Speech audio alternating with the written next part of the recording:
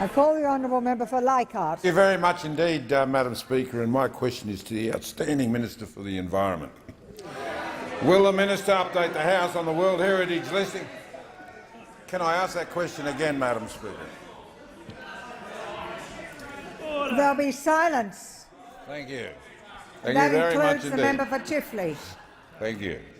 The member for Leichhardt has the call. Thank you very much, Madam Speaker. To ask a straightforward question. My question is to the outstanding Minister for the Environment. Will the minister update the House on the World Heritage listing of the Great Barrier Reef? I call the honourable Minister for the Environment.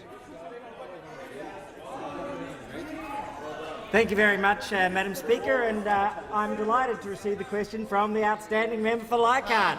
And he is an outstanding member for Leichhardt.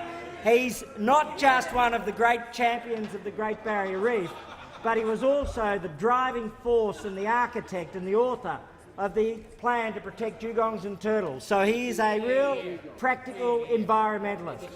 Now, he asked about the Great Barrier Reef. And I have to say this, that in 2011, the World Heritage Committee put the Great Barrier Reef on the watch list for being endangered. In 2012, it was still on the watch list. In 2013, it was still on the watch list. And in 2014, the World Heritage Committee cited improvement but said there was more to be done. I can report to the House, and I am delighted that on Friday night the World Heritage Centre of UNESCO recommended to the World Heritage Committee that the Great Barrier Reef be removed from the watch list, that it not be declared in danger, and that it specifically praised Australia for its actions in reef management. And what did this decision say? It made no reference to endanger. It made no reference to watch list. It made no reference to probation.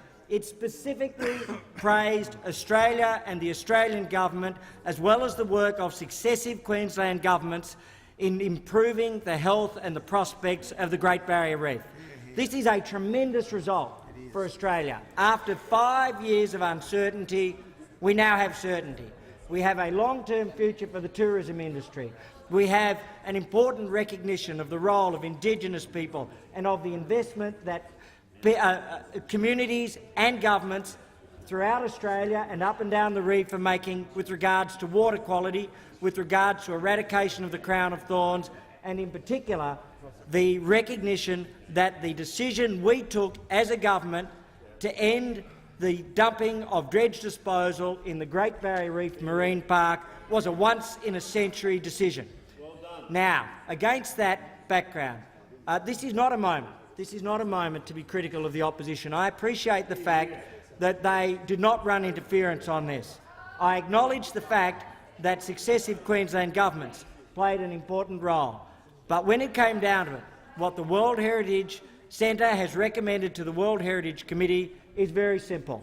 No endangered listing, a return to the ordinary reporting cycle of 5 years, and above all else, praise for Australia's actions in establishing a 2050 long-term plan, in establishing an additional $200 million between Queensland and the Commonwealth for water quality, and ending the practice of dredge disposal in the marine park forever.